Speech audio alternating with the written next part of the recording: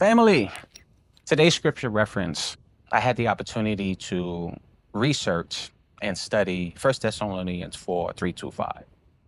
That scripture deals with men controlling their bodies in holiness and not in the passion of lust. Lust has been one of a major issue for a lot of men when it comes to maintaining a strong family, a community, and for marriage. We have all dealt with it to various degrees or another. Me personally, it has almost wrecked my marriage. But it took a lot of self-reflection and looking in the mirror and saying, hey, I have a problem and I need God's help in order to get over this issue. Now, prayer alone is not just going to do it. You are also going to have to put in the work in order to overcome that issue that you know that you have. That means certain content you're going to have to avoid. Certain things that you listen to, you're going to have to avoid. Certain movies that you watch, you're going to have to avoid. Even if you're around friends, co-workers, or people who feed that side that you're trying to kill, you're going to have to limit your availability or being around those people because they're not helping you to overcome that thing. They're only reinforcing that thing that you're trying to overcome. And that's not going to help. It's no different if you're a general individual who's dealing with alcohol, right? You can't keep on going hanging out with your boys and all they do all weekend is drink beer or drink alcohol because eventually you are going to succumb at some point. So how do we set ourselves free from this? It's going to take prayer and it's going to take you doing small actionable steps. Now, guys, do not beat yourself up if you find yourself slipping back into that old habit. It's going to take time. But as long as you don't quit, you don't stop, then eventually you will get there. So I'm speaking to that individual right now, where right now you're contemplating. You might be in a committed relationship or a marriage. There's somebody on the side that you shouldn't be with because you've been drawn away by such lustful desire that you feel you can't break free and you have to fulfill that urge in being with that person. You're going to have to find the courage to let it go. Because if you go through with that act, you can't take it back. You will not be able necessarily to fix the fallout from that action. Communication, openness, and honesty is something that's extremely important when you're in the context of a relationship or a marriage. You cannot allow pride, your internal struggles, or your quiet stress to become so loud in your head that it pushes aside rationality. It pushes aside understanding and common sense logic, where you become too prideful, where you can't go to your mate and have certain discussions in order to heal that thing which is broken, which it could be your marriage, it can be your relationship, or whatever context you find yourself in.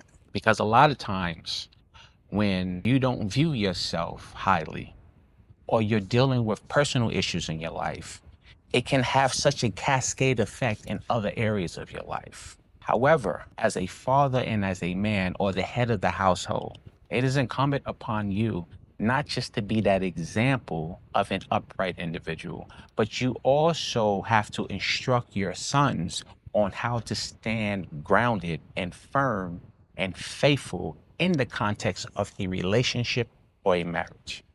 You do not have to imprint on anyone who you're not married to. I understand in today's culture, if somebody goes out on a date, that at the end of the date, you already expecting concomitance or some type of sexual activity. Where did that come from? That is a reprobate mind. That is not something that God has ever set up. That's something that we, with our carnal thinking, has allowed society to really allow that thing to permeate throughout our community, throughout our families. But where has it gotten us? How many homes where there's absentee dads? Now, I'm not blaming guys. Listen, I've been there. You don't know what you don't know.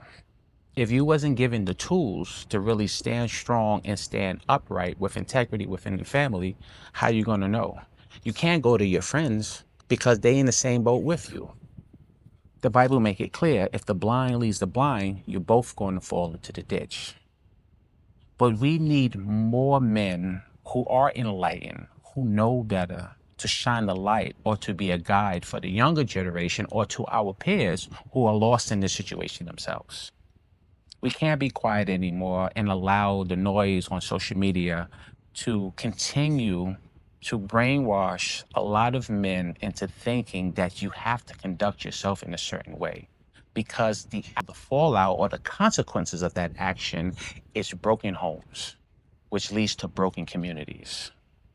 It doesn't matter where you are in America.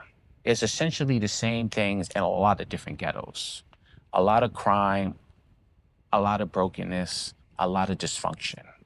And if you notice, if you speak to, or if you've ever heard an individual or young man who has ever been locked up, a lot of times you will hear the same repeating thing. My father, or I never had a father. A father plays a pivotal role in God's plan for a family. But if that person wasn't given the tools or the instructions, and he himself is incompetent in that role of headship, then what type of outcome do you think you're going to get for that family? It's no different if, let's say I'm HR and we have an open position for ER nurse as a man, right? So the young lady comes in. Now, I completely disregard her qualifications. But what I do is, based off of how she looks, I decide to give her the job. Now, I know what you're saying, that's insanity. Because if this person didn't have the proper training, she didn't go to school for it, she didn't have any type of didactical specific studies in that field or any clinical studies, then what type of outcome do I expect? So guess what happened?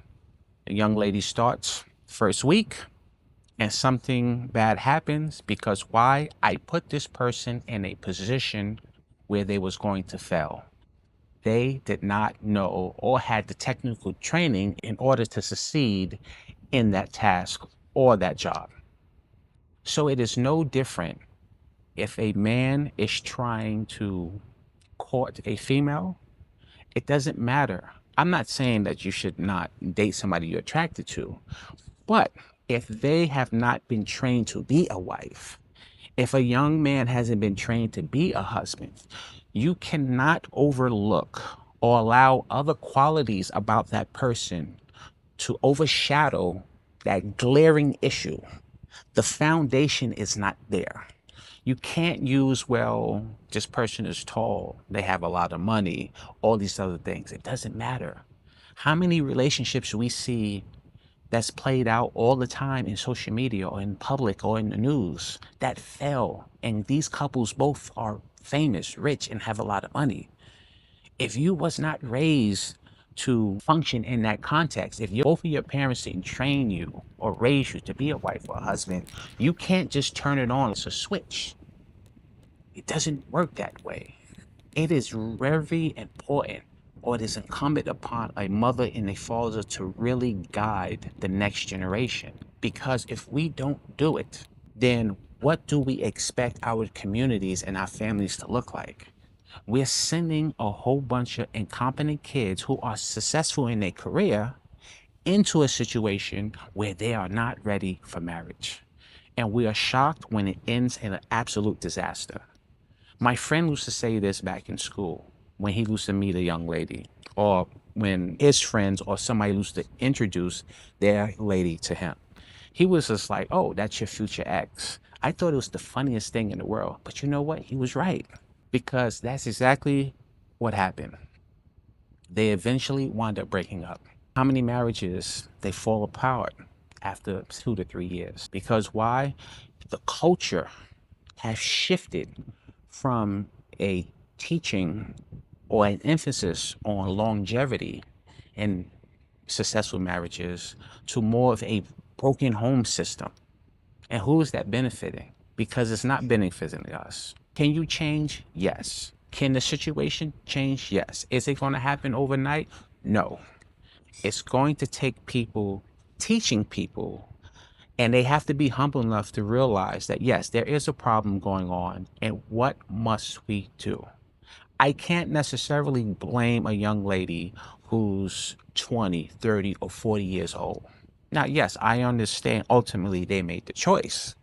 But if this person wasn't given the tools to conduct herself with integrity and being faithful in a relationship, what are you going to say? I can't blame the young man in the same token if they didn't conduct themselves with integrity and being faithful in the context of relationship. Some of you might say, this person is crazy, but think about it. You think it's just a switch that you can turn on? If that's the case, look at the obesity rate in this country. Why can't those people tomorrow just decide or turn on the switch and in a few months they all shredded and lean? It doesn't work that way. Because if you haven't conditioned your mind to think on a certain level, if certain moral pillars wasn't taught to that person, how would they know? They just know from just hearing people say certain things, but it hasn't been ingrained into them to conduct themselves in a certain way. If you think our military, because they put a gun in your hand, it automatically makes you a soldier, it doesn't work that way. You will have to go through basic training or some formal training in order first to learn certain things in basic training so that you will be a soldier. Everything in life, there's some training that happens. If you become a doctor or lawyer, whatever that thing is, there's always training or some type of certification that you must achieve in order to be that thing. But we just think when it comes to being a husband or being a wife, we can just turn it on. Oh, I like somebody, they're making a lot of money, she looks good, I want to marry you. And you think based off of that very superficial qualification that that person is going to do what they're supposed to do. Based off of what? If you really look at it, based off of what in they past, or what did you ascertain from whatever they told you or what you observe that will qualify them to being a good wife or being a good husband? You don't even know yourself. So how are you coming to that determination? You wouldn't do that with any other thing in life. I don't care if you're about to invest in stocks. I don't care if you're about to go to a job. Even if we applying to college, a lot of us will still do our due diligence to get some type of understanding or information on that thing because we want to make sure we're making the best choice. But when it comes to relationships, when it comes to marriage, everything really is just superficial. I'm attracted to you, you're attracted to me. That's what it is. I know it's a little bit more nuanced than that, but it still lacks the substance or the real integrity that God set up. The blueprint and the way God set it up is not there. Anyway, tomorrow we're going to piggyback on this theme. We're going to look at Colossians 3:5. Until the next time, reset.